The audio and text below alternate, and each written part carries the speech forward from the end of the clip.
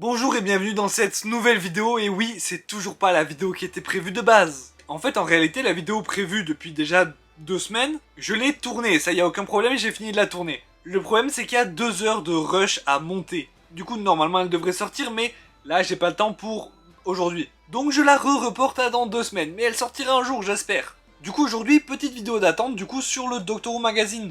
Et oui, je vous avais dit que je vous ferai une vidéo parce qu'on a des infos sur le retour de Murray Gold, sur Jinx Monsoon, et sur 2-3 autres trucs. Sachant aussi que certes, vidéo plus courte aujourd'hui, mais il y en a une normalement qui devrait sortir fin de semaine. Enfin, fin de semaine prochaine, parce que là on est déjà à la fin de semaine. Parce qu'a priori, il pourrait y avoir un trailer à l'Eurovision. Donc restez connectés. D'ailleurs, n'hésitez pas à me suivre sur TikTok si vous voulez plus de news, parce que les petites news où j'ai pas assez de matière pour faire une vidéo YouTube, je les mets que sur TikTok. Mais bien évidemment, les grosses news resteront sur cette chaîne. Comme par exemple un trailer. Voilà, l'intro était beaucoup trop longue, on va passer maintenant à la vidéo. Bon, dans le magazine, il y a globalement 3 sujets desquels je vais parler. Donc, les infos sur Jinx Monsoon, mais ça va pas être très long parce qu'on n'a pas grand chose. Une lettre de RTD qui donne un petit peu d'infos. Et surtout, l'interview de Murray Gold pour son retour où là, on a encore plus d'infos. Donc voilà, vous avez les timecodes, voilà, s'il y a qu'une seule partie qui vous intéresse, n'hésitez pas à y aller. On va commencer par Jinx Monsoon. Ah oui, et je précise, c'est en anglais, du coup, je vais traduire, donc peut-être qu'il y aura quelques erreurs, quelques approximations, je vais faire de mon mieux en tout cas.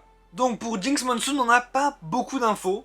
En fait, on a vraiment très peu de nouvelles infos. L'article sur Jinx, c'est surtout pour les gens comme moi, par exemple, qui ne connaissent pas la personne. On explique tout ce qu'elle a fait avant. Mais on apprend quand même que la news a été plutôt bien reçue. Mais ça, on a pu le voir. Mais on apprend aussi que Neil Gaiman a dit que ça avait refait sa journée. Voilà, c'est une info, on en fait ce qu'on peut, mais on l'a quoi. Donc voilà, je trouve ça dommage qu'on en apprenne pas plus, vu qu'on était censé en apprendre plus dans ce Doctor Who Magazine. Mais en même temps, c'est pour la saison 14, donc c'est dans plus d'un an, on a le temps. Maintenant, on passe du coup à RTD, qui nous explique que là, en gros, on est dans la période où il peut pas donner trop de news, mais où en même temps, il est obligé d'en donner un peu parce que faut bien montrer qu'ils sont toujours là, quoi. Donc c'est pour ça, si vous avez l'impression qu'il y a moins de news que d'habitude, c'est normal. Ensuite, en revanche, très intéressant, il dit que cet été, théoriquement, il y a le Comic Con de San Diego, le plus gros Comic Con, du coup, là où il y a beaucoup d'infos sur toute la pop culture. Et surtout, Doctor Who n'y était pas allé l'année dernière, et je crois ça faisait plusieurs années déjà. Et donc là, RTD nous dit que, a priori, il devrait y être, mais qu'il peut pas promettre, c'est pas sûr à 100%,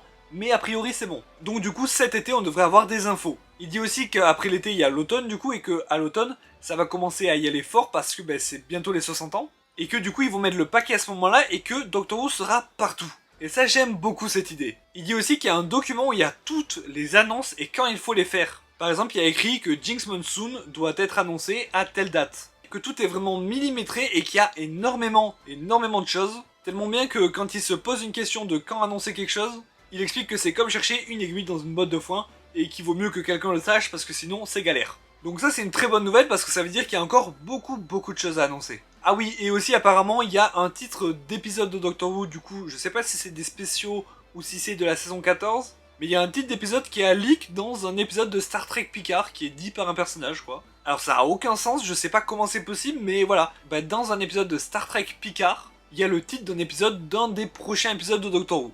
Et enfin on va parler de Murray Gold du coup qui a lui est toute une interview, hein, lui c'est beaucoup plus long, beaucoup plus d'infos, où dedans il explique que par exemple quand il a eu ses enfants, il regrettait qu'il ne pourrait jamais le voir faire Doctor Who, puisqu'il les a eus après qu'il soit parti de Doctor Who. Mais que du coup, vu qu'il reprend Doctor Who, bah, ils vont enfin pouvoir le voir. Enfin, plutôt l'entendre pour le coup. Il dit aussi qu'il a fait la musique du premier spécial des 60 ans et du troisième. Mais qu'il n'a pas encore touché du tout au deuxième, il n'a pas fait une seule note. Et qu'il n'a pas eu les scripts du premier épisode de Chutikatoa, qui devrait être l'épisode spécial Noël de cette année. Donc là aussi, il a fait aucune musique pour l'instant. Après, on apprend que Russell T Davies a parlé aussi sur ce retour. Il a dit que c'est la deuxième personne qu'il a appelée après Bad Wolf, qui est sa société de production.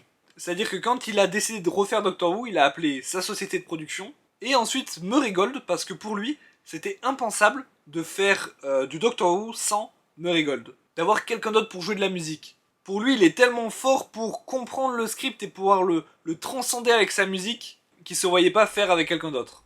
Et ça se comprend quand on sait que Murray Gold a travaillé sur beaucoup de séries d'RTD, même au-delà de Doctor Who. Ensuite, on repasse à Murray Gold qui donne pas mal d'infos, notamment par exemple que pour les génériques des spéciaux, donc des 60 ans, apparemment ça sera une réécriture du thème de 2006. En tout cas, de l'époque tenante, voilà, RTD1 et tout. Et qu'il y a possiblement un générique différent par épisode. Donc du coup, 3 épisodes, 3 génériques différents. Il décrit aussi le 14e Docteur de David Tennant comme très fidèle au 10e, mais avec une bonne dose de qu'est-ce qui se passe ici. Et que d'ailleurs ce qu'est-ce qui se passe ici c'est un peu le fil rouge des 60 ans. À mon avis ça va être le gros bordel. Mais du gros bordel génial. D'ailleurs en parlant des 60 ans il dit aussi qu'il a réutilisé certains thèmes par exemple de Donna et du 10e Docteur pour les nouveaux thèmes de Donna et du 14e Docteur. Mais par contre aucun ancien enregistrement, tout refait. Et après il nous rassure en disant que par contre le 15e Docteur de Shutigawa aura quelque chose de complètement nouveau. Et en effet pour tous ceux qui pensent qu'on va se reposer sur la nostalgie, ben voilà, maintenant vous savez, on tombe plus sur de la nostalgie pour les 60 ans, mais après c'est vraiment quelque chose de nouveau. Et il finit ensuite en parlant du BBC Orchestra of Wales, qui est du coup l'orchestre qui va l'accompagner. Il explique que eux aussi ils étaient trop contents de revenir, que ça faisait longtemps, et il avait peur même qu'il l'ait oublié, mais pas du tout, il a été super bien accueilli. Et il finit par dire « Yes it is, it's good to be back ». C'est bon d'être de retour.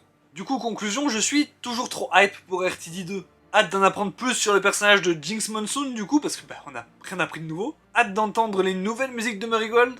Hâte des 60 ans, hâte de la saison 14, hâte de tout en fait. Enfin bref, du coup voilà, cette courte vidéo est finie. Je rappelle que dans 2 semaines, normalement, c'est la fameuse vidéo que ça fait 1 mois qu'elle doit sortir. Alors qu'elle est pas si grande que ça, hein. Normalement elle aurait dû sortir, c'est juste que je m'y prends trop mal en fait. Mais bon, c'est comme ça. Mais normalement on devrait se revoir avant s'il y a bel et bien un trailer à l'Eurovision, ce qui semble vraiment être le cas. N'hésitez pas non plus à vous abonner à cette chaîne, à commenter, à partager, ça m'aide beaucoup. Et moi je vous dis du coup, à dans 2 semaines, salut!